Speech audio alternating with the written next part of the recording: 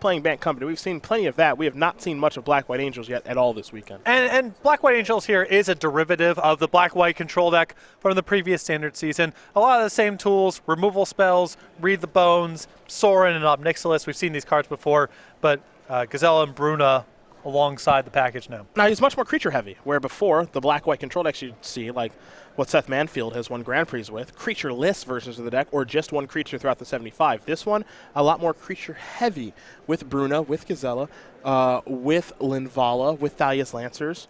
Now, what that does do, well, there's some positives associated to that, but there's also some negatives. Your deck is a little bit worse against a deck that has Reflector Mage. Yes. So, some trade-offs there. You see a Duskwatch Recruiter for Weidinger. And now we head over to Ritner.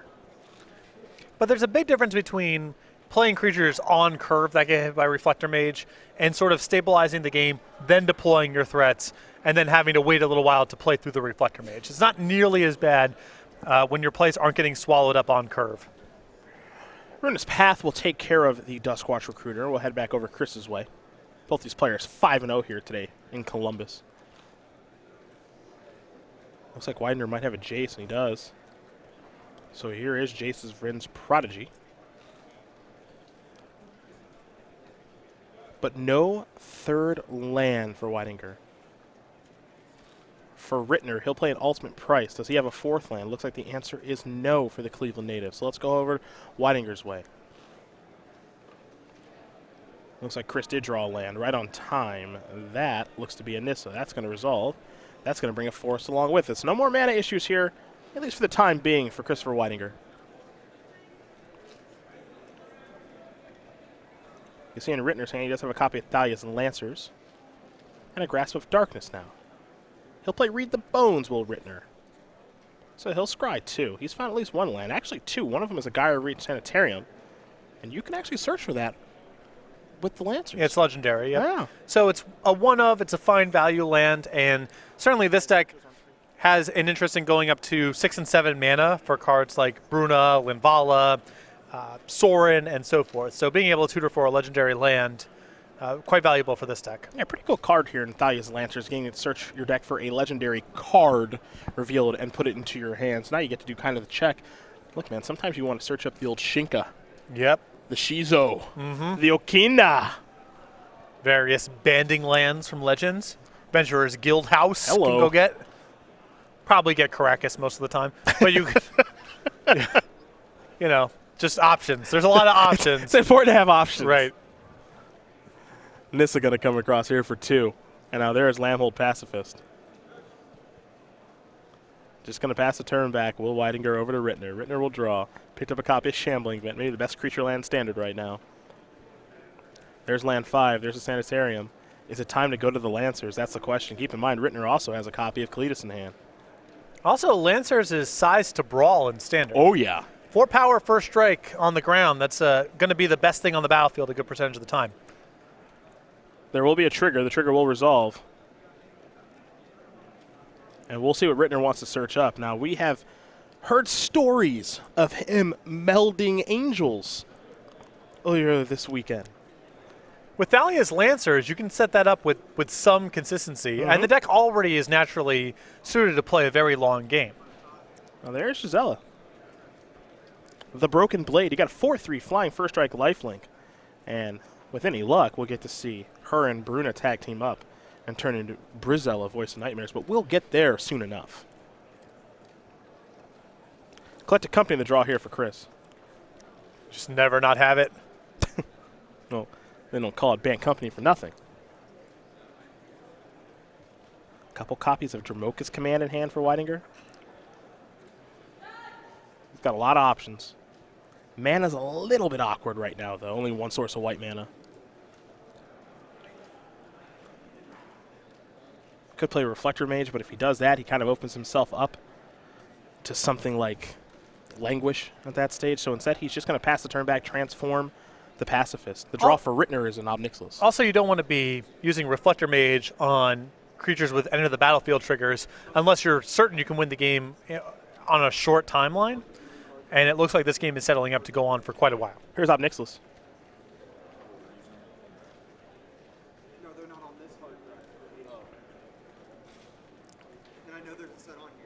5 counters on it.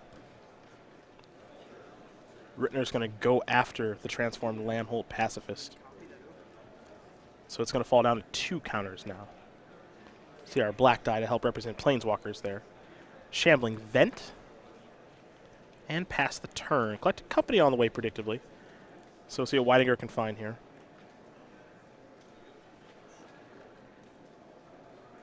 Take a look at the top 6. See how many he can take with him. A couple of Spell Quellers over there. Another copy of Lambholt Pacifist if he wants that. Another thing I like about this Black-White Angels deck, and I think this is going to be the way decks like this have to get built going forward as long as Spell Queller is a big part of it, a lot of the key cards are 5 or more mana.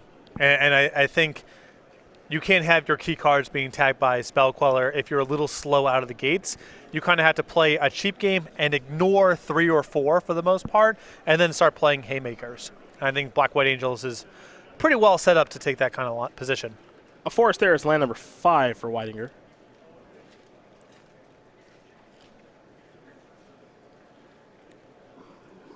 And now here comes the Spell Queller. 1 Ob Nixilis, 1 to Ronnie. So the Planeswalker down. And now here's a Sylvan Advocate with the ability to still play the Spell Queller for Chris. So his deck is kind of humming along here. Don't love the mana layout right now. That's, 3 forest, for example. But outside of that, I think life is pretty good as Duress is the draw here for Ronnie Ritner.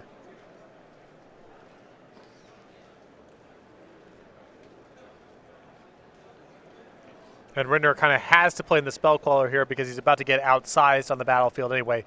Weidinger with a couple threats in the air, and then additionally Sylvan Advocate's likely to become a 4/5 next turn, and then the Lancers can't block either. Going to take a Jamoka's Command. You can see the hand there for Weidinger. He's got a Spell Queller, a Reflector Mage, and a Jamoka's Command. Maybe the 3 best cards in his deck are in his hand. So that's a lot to try to overcome. The bonus, however, if you're Ronnie Ritner, is, okay, all of those cards require white mana to cast. And he's a little bit choked on white mana. There's Spell Queller to take care of Gisela. And if you're Ritner, obviously you just saw it with Duress, so you know that's coming. Nothing you can really do about it. These Lancers are going to try to play some more defense here. No good attacks to be had. Well, the alternative play is just do nothing and wait. Yeah.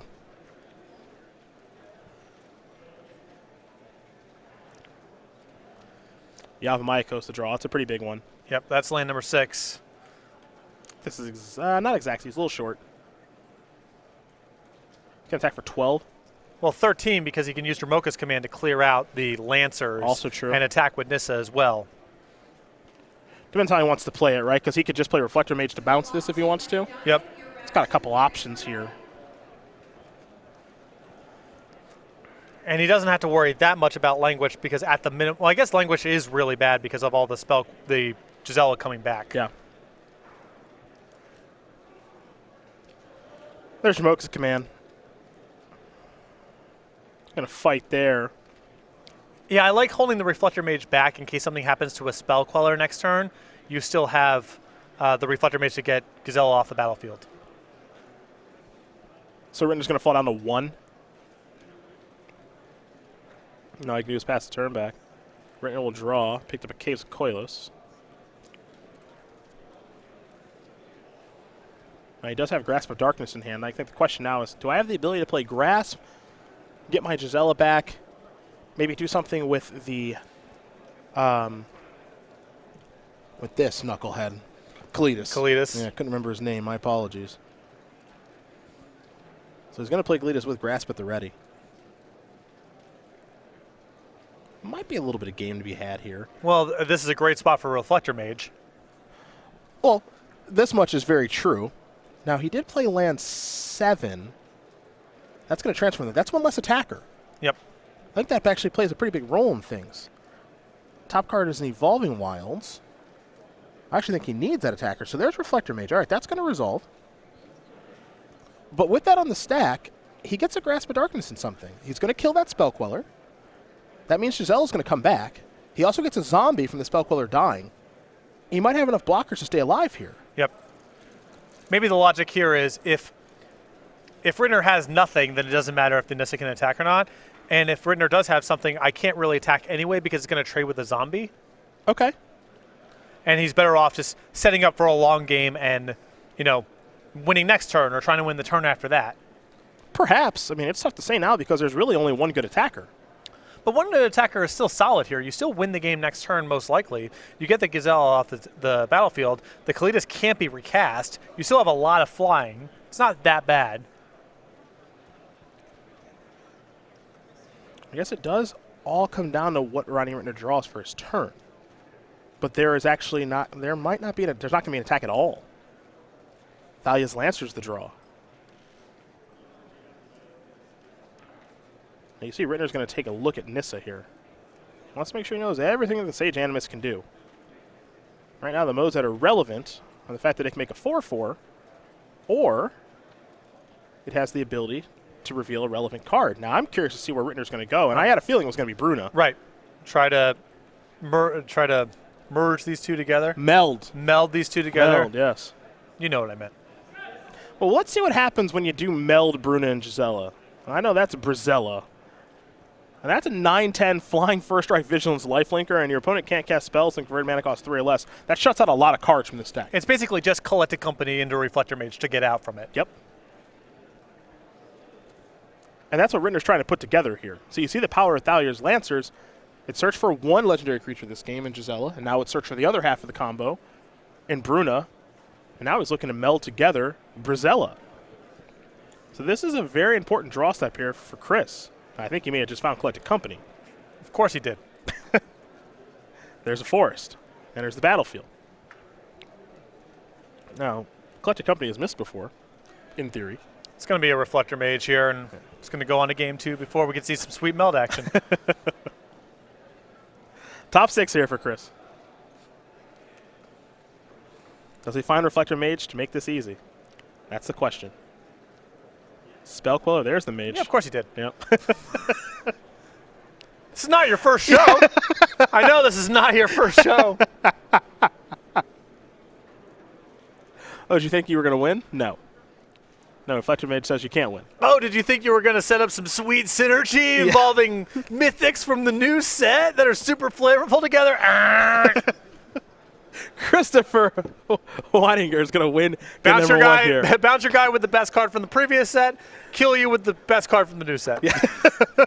Go to game 2. Up a game over Ronnie Ritner.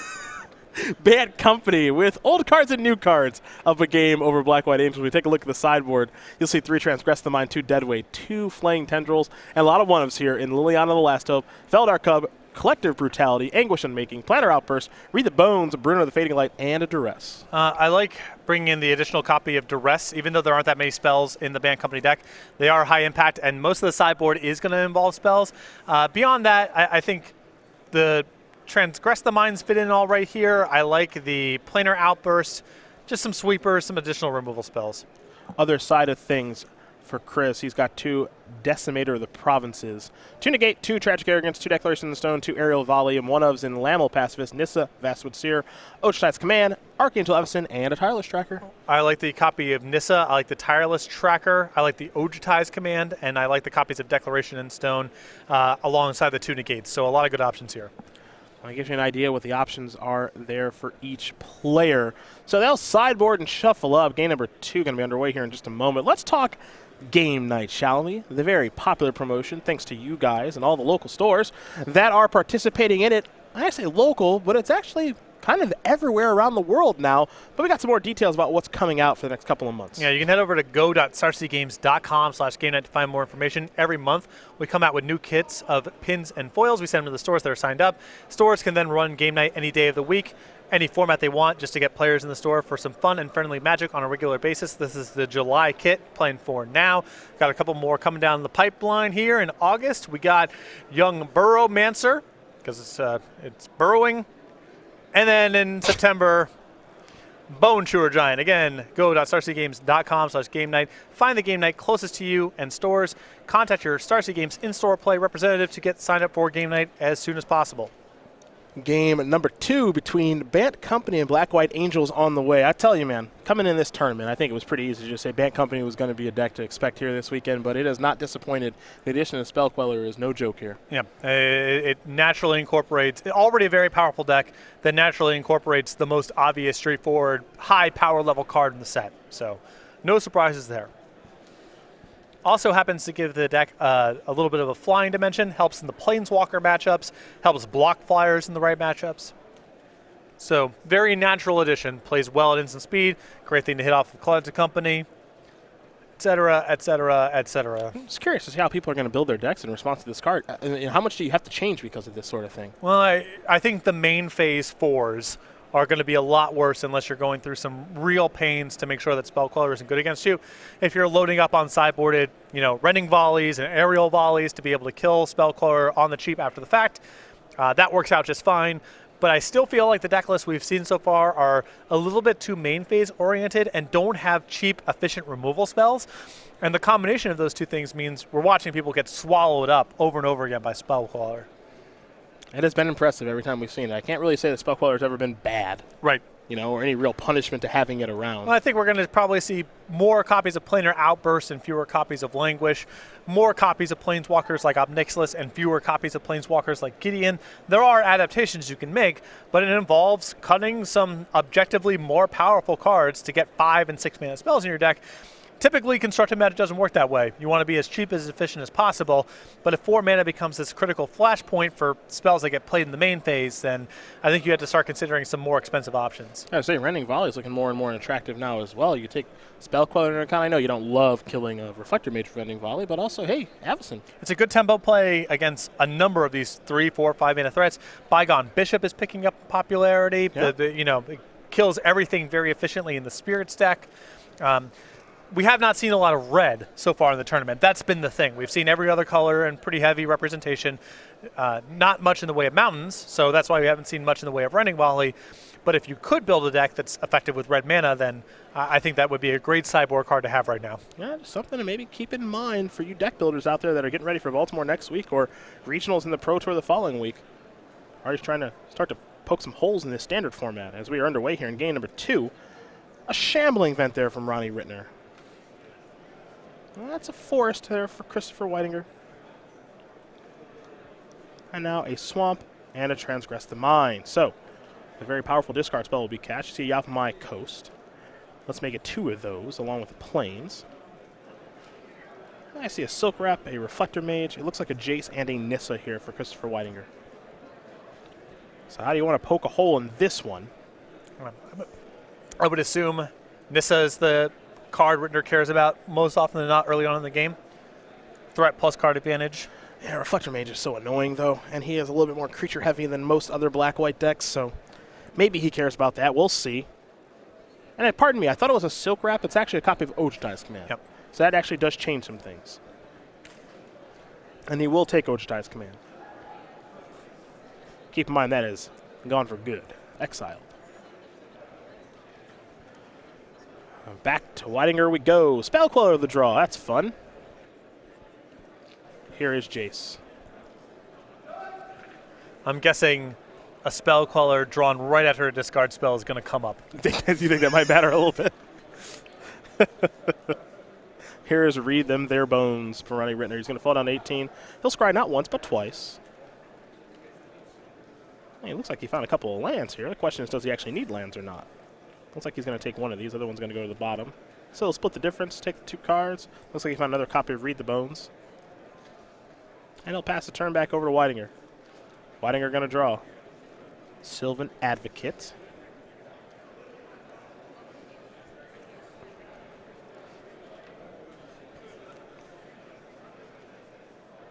Time to draw and discard with Jace.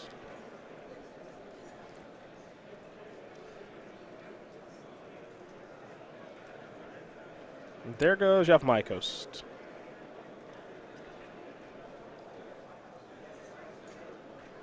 A Plains. Does he want to cast anything? Well, it's rough. If you pass the turn here, knowing that there is a Nissa in your opponent's hand, then the cat is sort of out of the bag. Oh, okay, I see what happened here. So he played the wrong flip card. Obviously, you know what he was doing. Right. He had both in his hand. Yeah. He just actually played the wrong one. And he can't play Nissa on the second turn of the game, so it's clear what happened. yeah. No one's running any game here. Just grab the wrong checklist card. Yeah. A touch awkward. Checklist cards, once again, proving to be difficult for the game of Magic.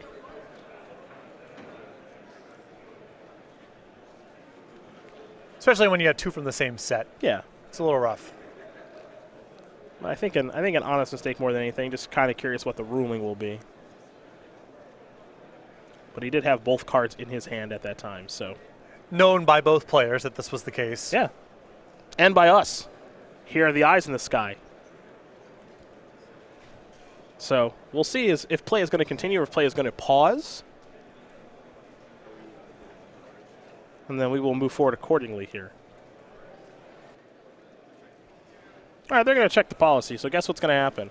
Bringing it on back. Bring it on home, folks. Cedric Phillips, Patrick Sullivan here in the booth. Let's talk about this Black-White Angels deck a little bit. Okay. So we've seen Black-White Control in the past. Seth Manfield, a lot of success with that deck. Brad Nelson, a bunch of other players. We've seen Black-White Control. Creatureless deck. A lot of creatures actually in the sideboard. Cletus, Eldrazi Displacer. It's a deck that I played a lot last season and had some success with. Now you got more creatures in the deck, but as I mentioned, it opens you up to Reflector Mage a little bit. Now, for the most part, I think a lot of the cards in this deck are going to cost a little bit more than 4 mana, which has its own positives and negatives. The negatives of that is you're kind of starting the game kind of late here. And that's going to be, I think, the big cost with Gisela specifically. I think you can play around Spell Queller by keeping everything very cheap. If you have a bunch of 1s and 2s, you can probably manage that card without giving up too much tempo. That's one path. The other is play 5 and 6 and 7s and try to ignore the card altogether.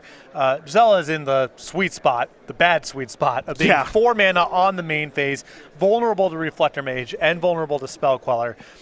That said, its ceiling is very, very high. And if you have enough attrition elements in the deck, you can afford to lose a little bit of tempo here and there trying to get Gisela set up, because once Gisela is able to attack, it recoups everything. You're gaining 4 life a turn, and if you fell behind a little bit in the game, it's not necessarily the end of the world. So the casting cost is, and the fact that it's a main phase creature, is the exact wrong place to be right now. But the power level still might be high enough that you can beat the Spell Queller Reflector Mage decks in spite of that. Yeah, I think that's kind of the question, right, is can you overcome, if you can actually kind of overcome this. Now, this is a bit grandiose, I would say, but, you know, way back in the day, there was something called the Flametongue Kavu test. And as a result, there were a lot of creatures you couldn't play because it would just die to Flametongue Kavu. And it almost feels like a lot of the creatures you have to play have to pass the Reflector Mage plus Spell Queller tester. They're not very good. And while I readily admit that Gisela is a very powerful card, you know, we're just watching it for the first time right now. You know, the fact that it doesn't pass either one of those tests, that makes it a hard card to play, I think. That's a big challenge. On top of that, Red has just picked up a couple very good Volcanic Hammer effects in Incendiary Flow and Collective Defiance, I believe. And both of those cards line up beautifully against Gisela as well. If Rending Volley becomes a popular sideboard card, that's another great answer. So I think there was a lot of splash made of the card, and of course it's a 4-power flyer, first strike, lifelink with another power attached to it. There's a lot of splash there. You can imagine scenarios where it's really powerful, but does it line up the right way against the removal spells that are commonly played in the format? And that's kind of where Standard is and has been for the last 5 years. There are all sorts of cards. I mean, remember Bramaz from a couple of years ago. You're not arguing about whether or not that text box is attractive or potentially powerful, or if it has good numbers and good keywords, no question about it. But did it line up in the right way in combat against the popular creatures of the time? Did it line up the best way against the popular removal spells of the time? The answer, by and large, was no.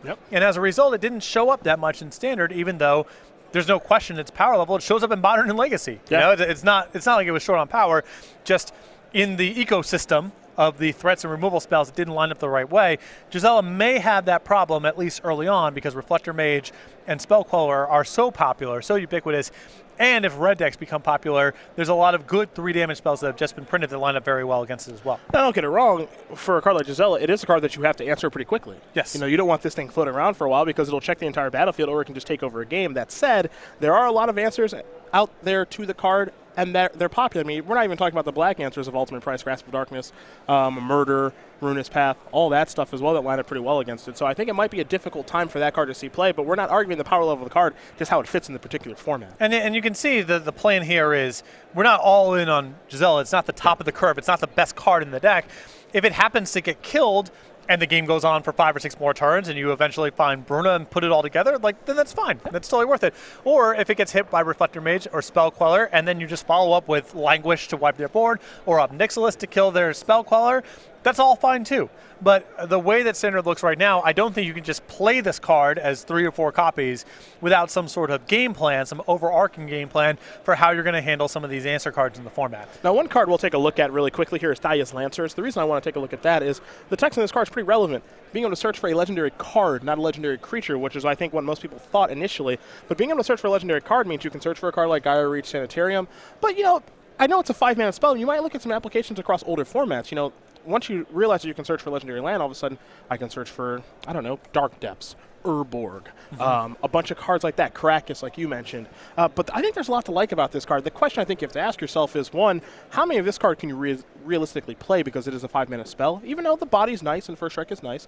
5-mana spell, but also how deep down the rabbit hole do you go with a sort of package like this? Do you want to play 1 Kalitas, 1 Linvala, 1 Archangel Evison, 1 Bruna? Like, you can go pretty deep if you want to. Well, and looking at Ronnie Ritner's deck list here, we have 1 Bruna, 1 Linvala the Preserver, 1 Archangel Avacyn, and 2 copies of Kalitas. So you have a couple bullets, and Kalitas is good enough and on curve enough that you're willing to play the second copy and hope to just draw it sometimes.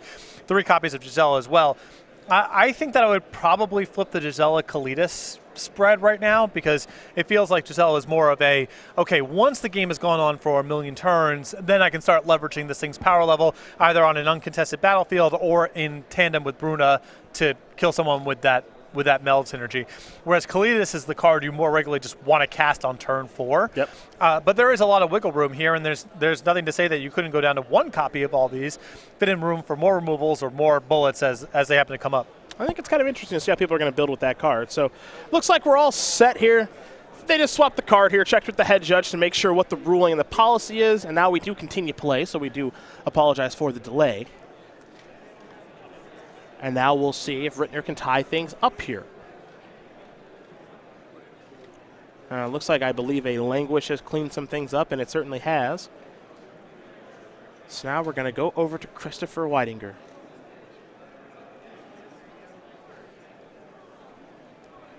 It's got a Lumbering Falls, it looks like land number 4.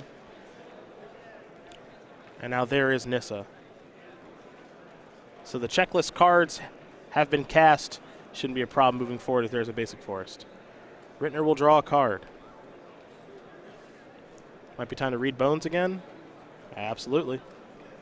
Something that I like about the Black White Angels deck, though, is I think you're looking at Band Company right now, and even though it's a creature deck, it accumulates so much card advantage with Jace and Nissa and Collected Company, etc., that you can't really just draw some extra cards, tag them with some sweepers, and win the game with the leftovers. It doesn't really play that way.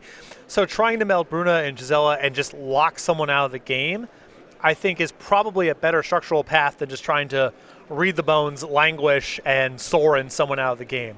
I think Band Company and decks like it are probably too robust to fall prey to that kind of strategy. They'll play that game with you all day. Yeah, they can hang around. If it's just about who has more cards at the end of the game, they can play that game about as well as anyone in the format. Here comes Nissa for 2. Ritner's going to fall down to 14, it looks like.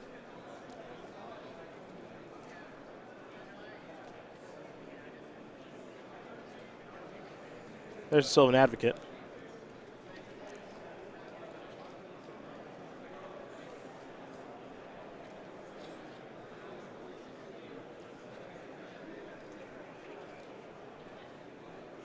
And now there's a land.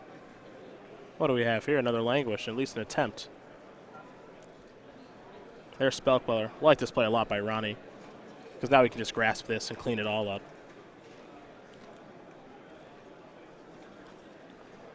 And that's one of the few ways that you can work your way around Spell Queller. I mean, that was a in quotes bad Spell Queller, and that was still a fine Spell Queller. Yeah.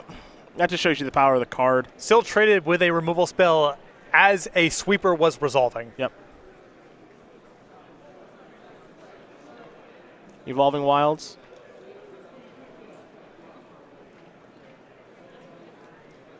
What the heck is this? Is it beatdowns? I think it's just Lumbering Falls beatdowns. If that's all that it is, if I'm Ritner, I'm pretty happy. You're not adding to your board, not a lot going on. I get the opportunity to do something like this. This is where you want to be as a black-white player. Yeah, Soren on the uncontested board. There's a Kalitas. Domir for 4. There's a land in Forsaken Sanctuary, and now we're going to head back Christopher Weidinger's way. He'll search up an island. Would not surprise me here if Ritner has taken out the Gisela Bruna package in this matchup. Just try to become a white-black control deck. Just playing a little more traditional. Try to take some of the sting out of Reflector Mage and Spell Queller. The thing is, in this matchup, you still want Kalitas a lot. Yeah. It's still very, very good. Sides to Brawl, and you're already playing with a lot of removal spells anyway. And the difference with Kalitas is all it does, realistically, is it only takes 1 untap with it. Yep. With Gisela, you're going to need 2 or 3 untaps with it to be able to connect. With Kalitas, you get to untap with it once. All right, I get to kill a creature. I get a 2/2 from that. Okay, perfect. I'm right where I want to be. Oh, wow. Another Lumbering Falls beatdown. How? Just testing out Ritner's jaw here. Yep. Just throwing jabs, seeing how he can handle it. See how Ritner wants to use the Soren this turn. And imagine we go back up. I mean, he does have Bruna in hand, too, but he's going to go up. There's a Swamp. You get to draw that. No damage dealt.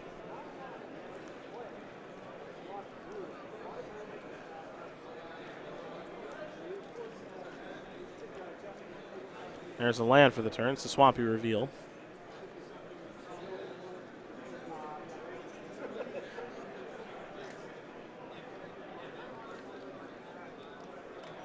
Oh, there's Kalitas.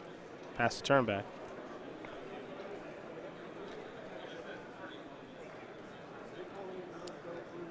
Reflector Mage the draw.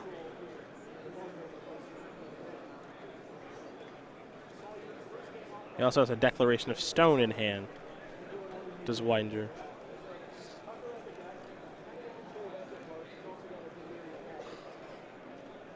But how does he want to sequence? Also has Eclectic Company, too. All right, there's Declaration in Stone. I know there's an instinct there to just fire off your Reflector Mage, but Weidinger is running so thin on resources right now that I don't think he can afford to have the Reflector Mage killed and Kalitas trigger as a result of that. So I think the best bet is just keep the battlefield clear, fire off your Collected Company, and hope to hit a powerful sequence of cards. Ritner going to sacrifice that clue to draw a card now. Now it's time for him to untap. And time for him to draw. Forsaken Sanctuary. He'll plus his Soren. There's a Swamp.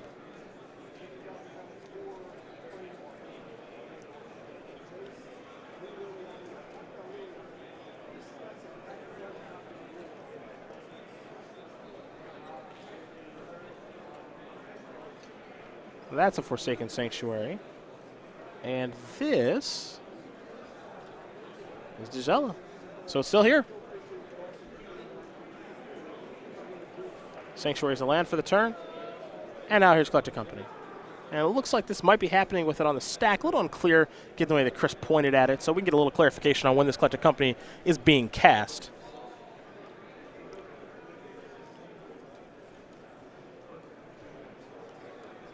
And it looks like in response to Gisela. Maybe looking for a Spell Queller in this spot. Not able to find one. It's either a Jace or a Nissa along with the Sylvan Advocate. That's a 4-5 right now, so we'll see which Planeswalker it is. And it's Jace.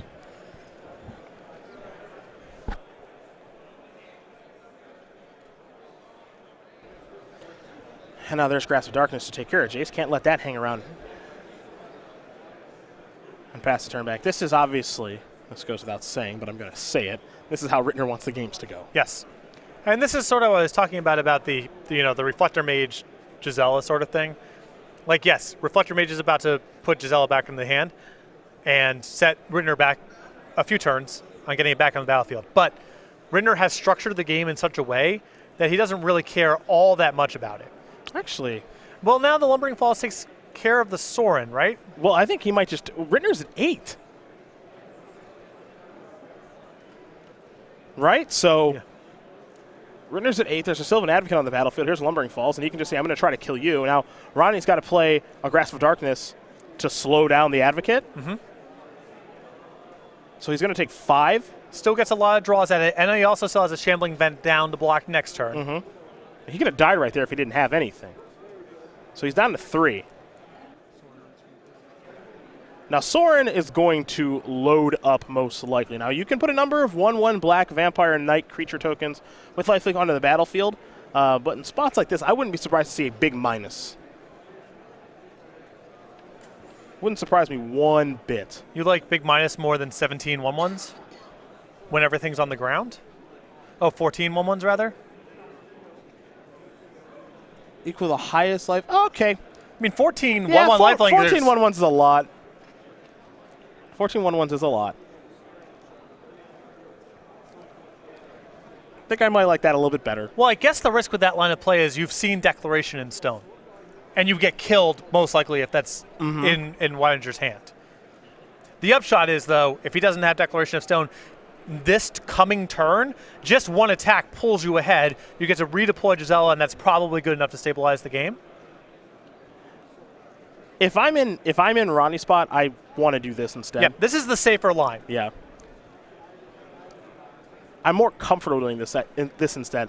It's no guarantee that it's right. I'm just more comfortable doing it. Here's Bruna. But Ritner is at a very healthy light total right now. He gets to play Gisela next turn. He's got the biggest creature on the battlefield. His Planeswalker is still protected. So this is a safer route that still pulls him ahead in most reasonable spots. Yeah, I think in most spots he's going to win this way. It would have to be like Reflector Mage and Change to win from here. It's just unlikely. Here's a Duskwatch Recruiter.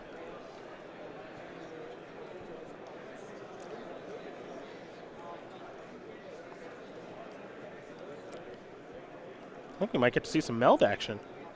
Well, I think that if Weidinger has any Reflector Mages left in his deck, he has to go for it now. So he's got to activate the Recruiter now. I think so, yeah.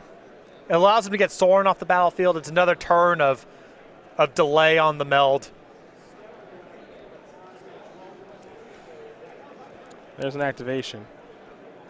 Advocate, Jamoka's Command, Evolving Wilds. Yeah, that ain't not it. There's the Advocate.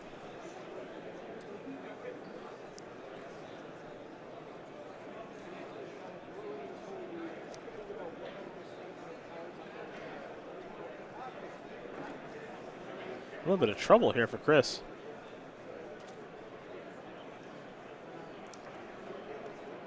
Looks like he wants to play the Advocate, but whatever decision he's going to make, he's got to get moving here because it looks like we're going to be working our way to our third game, and these guys are going to want to finish.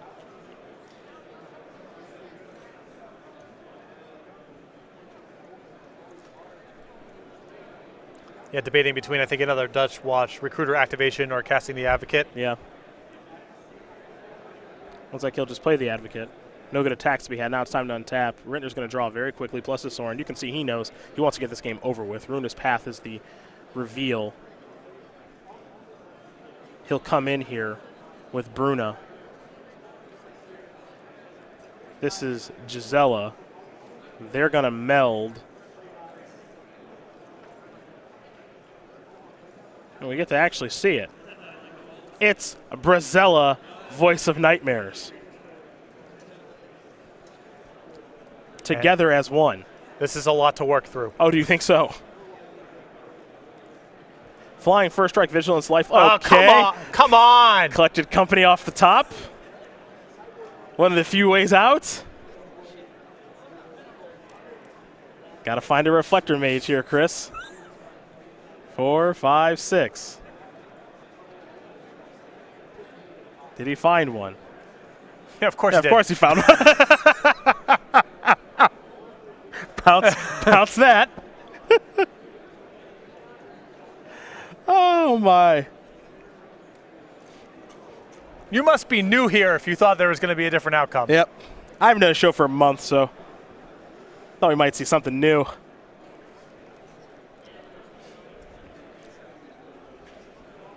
Boy, that's infuriating. Here come the beatdowns. He even gets to fire up the lumbering falls. My goodness, you're a shambling vent. It's funny, too, because Ritner, I think, could have cast Ruinous Path on something. Yeah. And he's just like, I don't need to because I have this thing. Yep. Now we're here. So Shambling Vent's going to jump in front of Duskwatch Recruiter. So 5, 6, 8, 9, 10, 11. He's going to gain 2 life, so he gets to stay alive. Yeah, he's trying to eat if he can. He may need a chump block. Mm-hmm.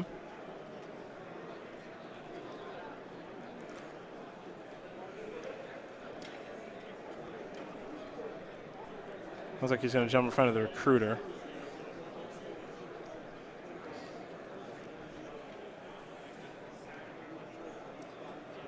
Ritner doing a lot of math here, trying to figure out how he can make it through not only this turn, but the next couple as well.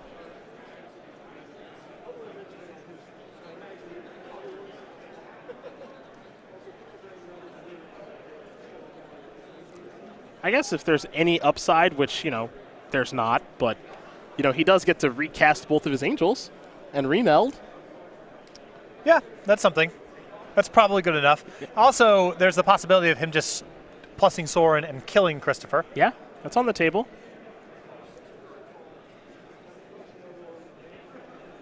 So it looks like Shambling Vent's going to block the biggest creature. Save the most. Okay. 4, 5, 6, 7, 8.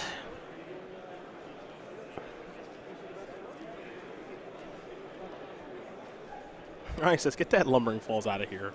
I don't want to see that thing anymore. I just want to kill you with Brazella. Draw a card. Duress. Yeah. Oh, yeah. There it is. Soren going to take care of the Duskwatch Recruiter. And set this back up and hope that there isn't another Collected Company off the top into a Weidinger Mage, I guess. Yeah. All right. Meld you real good. Brazella is back. All right, Chris. Can you do it one more time? You don't want to read that. Yeah, don't worry. Perfect. It's the wrong one. For once. Yep. It's the wrong one. The deck tried to give it to him again. Sure it just didn't get the full story. Yeah. Ronnie and Ritner going to win game number 2 here over Christopher Weidinger. Oh, man. Black White Angels Bad Company. They're going to play a third game here. My goodness. Well, here's what you know. Here's what we can say for sure. Brazella is really good when it's out there. Yes, I would hope so. Yeah. You got to work pretty hard for it, but it's good once it's there. 2 cards and 11 mana and, whatever, $30, like whatever. It's a lot. It's a lot of different resources. Yeah. It's good when it's there. It's just about getting it there and then not getting it bounced to be a Collected Company. Now, we weren't sure if Ronnie was going to leave that sort of stuff in, but I think, maybe he only has 1 Giselle in after sideboard, something like that. Unclear. Well, he became much more of a traditional black-white control deck, which I think is the way to position himself in the matchup. I think you need to get away from, the 4-mana main phase value stuff as much as possible because of Spell Queller and Reflector Mage, and Ritner still had a little bit of that going on, but he was able to become much more of just a removal and sweeper deck. I think it's much better for the matchup. Well, you see the clock there for each player. We got about probably 12 minutes when we start this one. They shuffle up and all that jazz. So as they get ready, we're going to talk about the creature collection here at Star City Games. We got some cool stuff coming down the pipeline for you. This month, available in playmat sleeves and player bundles, we've got our old Snipcaster Mage. And for you, I don't know if you've seen our Fruit Bat yet. I have not. Old Fruit Bee? Okay. Fruit Bat. Just taking out a watermelon. Also available in playmat sleeves and player bundles. Go to starcitygames.com/creature collection. Be able to pick up these items. And, of course, when you come to an SCG Tour event, you can get them at our dealer booth, too. Yeah, we are always stocked up with all the supplies and playmats and so forth. So if you come to one of our open events, just head on over to the booth. So game number 3 here going to be underway here between Ronnie Ritner and Christopher Weidinger in just a moment. But these first 2 have certainly been fun. That's for sure. I've seen a lot of new cards here from Eldritch Moon. thus far throughout our tournament. Brand new decks as well. I think that this set's just going to have a huge impact on Standard. Yeah, and I think it's pushing power level in a different direction too. If you look at green-white tokens or black-white control, they are mostly just piles of good cards. There are some synergies there, but for the most part, it's a bunch of pieces that just stand on their own 2 feet. With the tribal enablers, with Emerge, with things like Bruno and Gisela, we're looking, I think, at a much more synergy-driven set, and I think that'll be a breath of fresh air because it is fun to just play with piles of powerful cards, like that's totally fine, but you also want the decks to feel like decks too, and so promoting that a little bit more, I think, will be healthy for Standard. Well, we're going to see how game number 300 unfolds here in just a moment. I got to give a shout-out to Ritner's shirt here, by the way. Cavaliers Championship tee. From the land. I owned that one as well. Ronnie and I are very big Cleveland Cavaliers fans. Still basking in the glow. It's nice. Well, we're going to be basking in it for the next 52 years. Yeah. So it's not a bad spot to be in. Looks like Chris going to take a mulligan. Hey, everything's coming up Cleveland right now. Okay. We won the title. Yep. We had the Republican Never mind. Yep. Never mind. We had the Republican National Conference. Never mind. Indians are in first place. That's nice. Our baseball team is great. That's awesome. Big fan of that. Browns are nope, forget it. But they at least seem well managed at this point. They're rebuilding. There's a path. It's not a bunch of quick fixes to try to get to 8-8 like we've seen over the last 10 years. That's one of our favorite strategies. Yeah. Quick fix to 7-9 or 8-8. Yeah. Yeah. That doesn't win you anything, but it keeps the fans. Doesn't even keep them happy. Trade it down in the draft, accruing picks. Yeah. There's an awareness of how big the task is to rebuild the franchise, and they're finally taking the right steps. Got a franchise quarterback in Robert Griffin III. Theoretically, a franchise quarterback. Here's a swamp there from Ritner. It's a great time to be a Clevelander, an Ohio native. From the land. That's right. Third land, and there's the battlefield tap there for Chris. No plays early. Ritner with the third land, going to pass the turn back.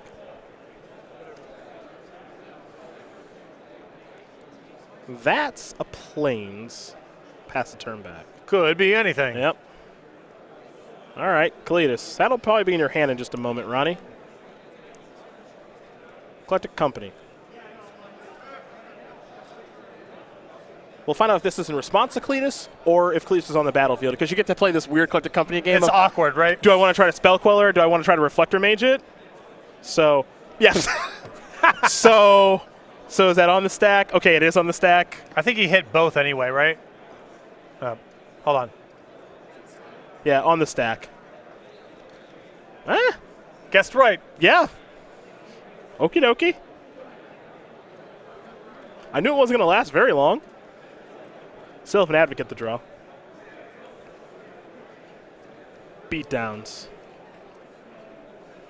Spell Queller, it's round 6. Spell Queller is obnoxious. Yeah. The card is really good. Yep. It's pretty corny. Yeah. Sylvan Advocate, pass the turn back. What do we have here? Some bones, perhaps? Nope. Ruinous Path. That resolve? Nope. Ritner have a way to actually kill it now. First removal spell got taken care of. There's a Case of Koilos and a Grasp of Darkness. He'll take 2 to cast it, but he gets his Cletus back. I think that's pretty important. Yep. And Weidinger already down because of the mulligan here, drawing pretty thin to get out of this. And he needs to do it right away. Doesn't catch up once Cletus is on the battlefield for a turn or two. And even if he has Reflector Mage, it's not like that's a long-term solution with Ritner at 16. Eclectic Company in the main phase. Top 6. Is there a Reflector Mage? Oh, yeah. You must be new here because you keep asking like it's going to be different anytime. There is Reflector He Mage. said on the stack and hit only Spell Queller the first time. It's true. What did you think was going to happen? I don't know.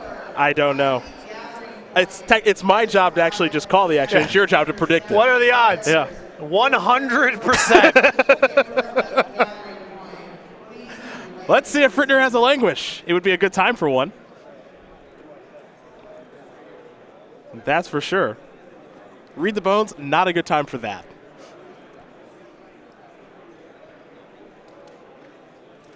Has to transgress the mind, but it's not a great time for that either. Ronnie looks to be in some trouble here. Ah, yes. Read the bones. Yeah, that stings the nostrils. Oh, boy. 2 more cards that don't impact the board. Yep, Plains in Duress. Bottoms up. Peel 2. 2 lands. Forsaken Sanctuary being one of them. There's a land, and Ronnie Ritner needs to find an angel real soon. Thalia's Lancers in hand. He does have a copy of Ultimate Price in the grip. Does he want to play it now to try to play around the gate? We'll have to see. But he may really want to set up Kalidas plus Ultimate Price next turn. Looks like he's going to give up on that. Yeah, I think he probably has to give up on that. Advocate is just too troublesome, especially if the opponent has a counter spell. So we're going to head back Christopher's way.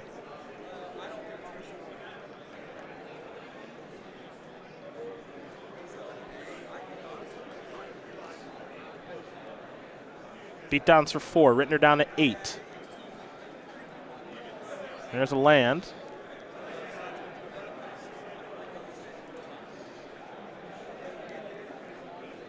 Does he have a follow-up play?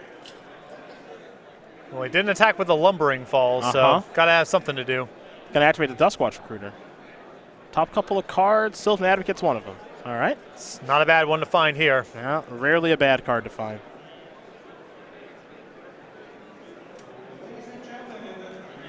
And thinking Advocate, but not sure.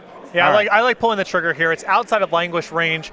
If Ritter's going to follow up with Kalidas between the Advocate and the Lumbering Falls, you can attack and force a chump block. It's a little risky, I understand. You know, if Ritner has something like Kalidas plus removal spell, it doesn't look good, but I think the rewards outweigh the risk here. And now Ritner's got to go in the tank because he is in some trouble. He is not really in great 2-spell per turn territory, so I'm sure that he would love the ability to play Kalidas plus removal spell, but he gave up on that last turn. Kalidas plus Read the Bones is not ideal. Transgress doesn't do very much right now, and Thalia's Lancers is also pretty poor. Yep. So there's a swamp. And you can't even do something like Read the Bones for Languish. That's not a path either. Yep. So now I think if you're Ritner, the hope is that maybe your opponent plays around a removal spell too much, but he's got a negate in hand. Yeah. So that's even kind of off the table.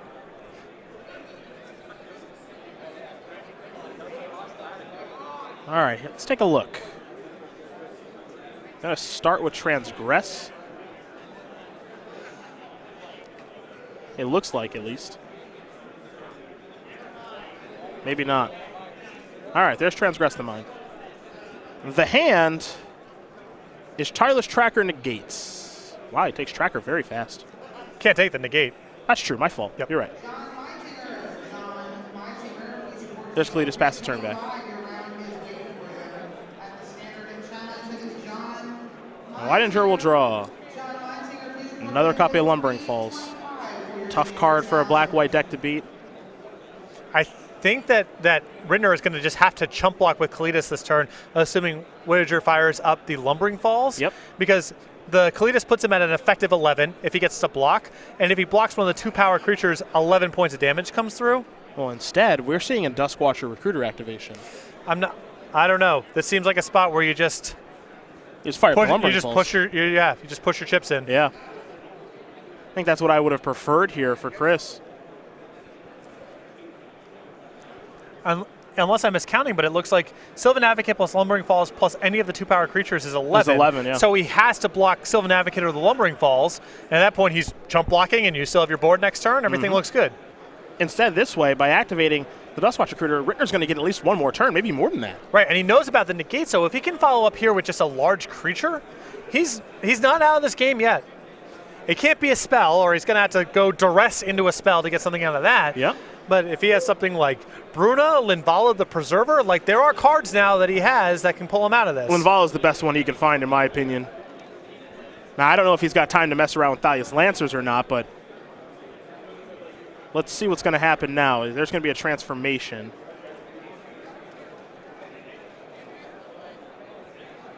Ritner at 4. Read the bones.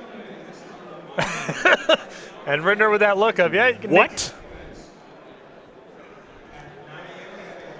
He says, I dare you to negate it, I guess? Right. But Whew. there's no way in that spot that Weidinger's going to negate that. Peel 2. What's he looking for? Gisela, maybe? Probably, yeah. At this point, he needs. Even Thalia's Lancers wouldn't be the worst. Well, he's got that in hand. Although, I guess Thalia's Lancers leaves him dead on, or he has to chump. No, it's dead on the battlefield, right? Because he's effective 5, and he gets 5 points of damage from the Reflector Mage and the Flip Dutch Watch Recruiter coming across.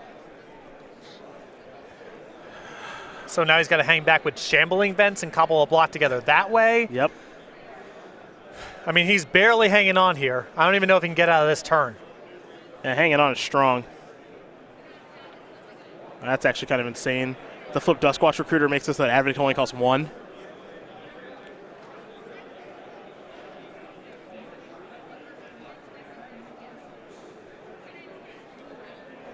Although I still don't know if that play was better than just activate Lumbering Falls and leave up Negate. Yeah, that's true. Because you have him in a spot where he's either got to block with Kalidas or with the Shambling Vent. I guess this way it requires. I guess this way he can't double block. But now the shields will be down for Ritner to resolve a removal spell potentially. So this is dangerous. Here come the Knuckleheads. Now Ritner's at 2 with the ability to activate Shambling Vents and cast Grasp.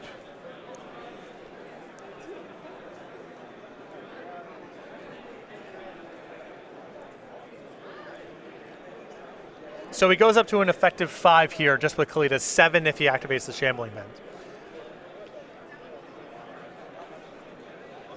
And we're in turns now. So Ritner's trying to play for a draw here. There's Grasp there. Okay, so now zombie in front. Yep, zombie in front of Lumbering Falls. Sacrifice the zombie. Yep. Put a counters there. Your Cletus turns into a 5/6. You beat the Advocate in combat. You take 2, but you gain 5. So realistically, you gain 3. He's up to 5. Advocate down.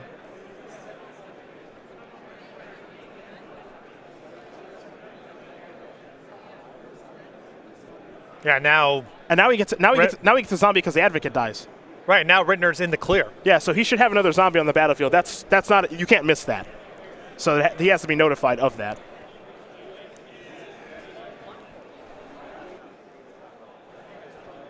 So the Advocate in Christopher's graveyard should be exiled.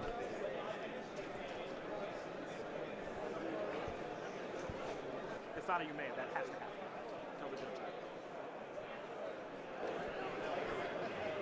Yeah, one thing actually he killed the, what did he grasp? The Flip Dutch Watch Recruiter. Okay, so he should have, okay, so he got a zombie from that and the Advocate died, so he got a zombie from that. Right, yeah. Yeah, one thing I learned playing this deck in the Grand Prix, because I'm a big doofus, is the Cletus whole exile and get a zombie thing, you can't miss it. It's like a replacement, yeah, right? It cannot be missed. They will unwind the game to fix it in most circumstances. Read the Bones is going to bring Ritner down to 3.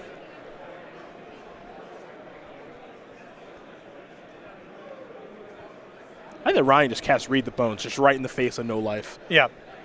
Just, I got no choice. I got no choice. I got to do this. There's a land.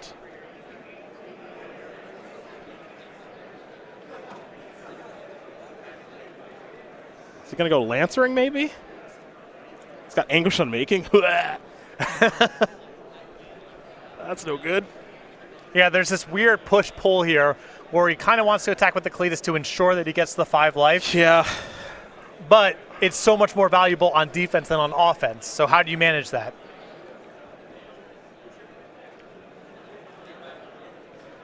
He can kind of best of both worlds here with an Anguish Unmaking on the Sylvan Advocate. That allows you to attack here and means it's so much less likely you get killed on the way back. And you're better protected against Reflector Mage because you're picking up the 5 life straight away. I think he might be, yep, just kill himself. Just Read the Bones and Anguish Unmaking on the same turn. Down to 2.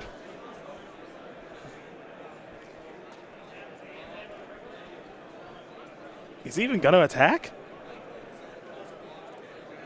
I think so. I think it's just a question if he wants to put the zombie on All or right. not. Yeah, I like this line a lot. from Ritner. Business. Attack you for 4, 5, 6, 7, go up to 9. He's not going to die this turn, and this gives him a shot of winning inside of turns. You got to at least get a shot. Yeah.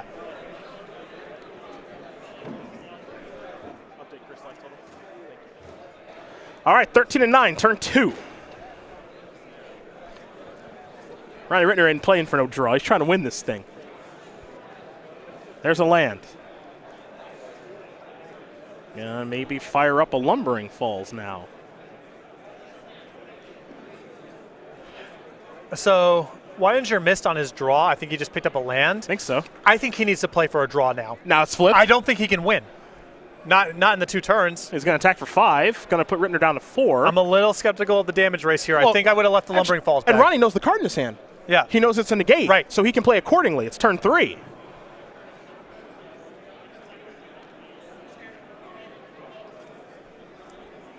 I think if I was Weidinger this turn, I would have been chump blocking with a Lumbering Falls. Just like don't turn this into a damage race. You can't win it, but you might be able to chump block out of this.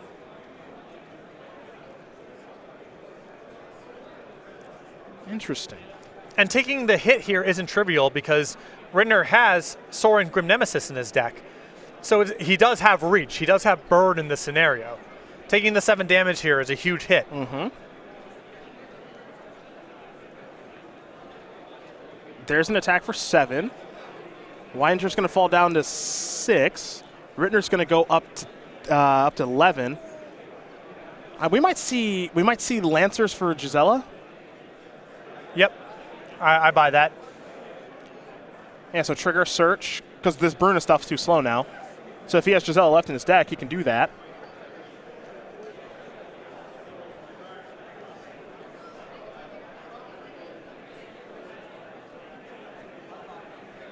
Oh, hello. That'll play. Even better. Yep, that'll play. Archangel Avison.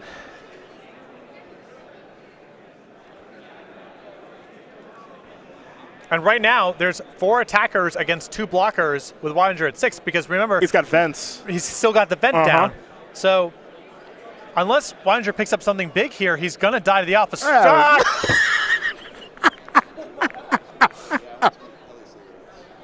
That's my fault.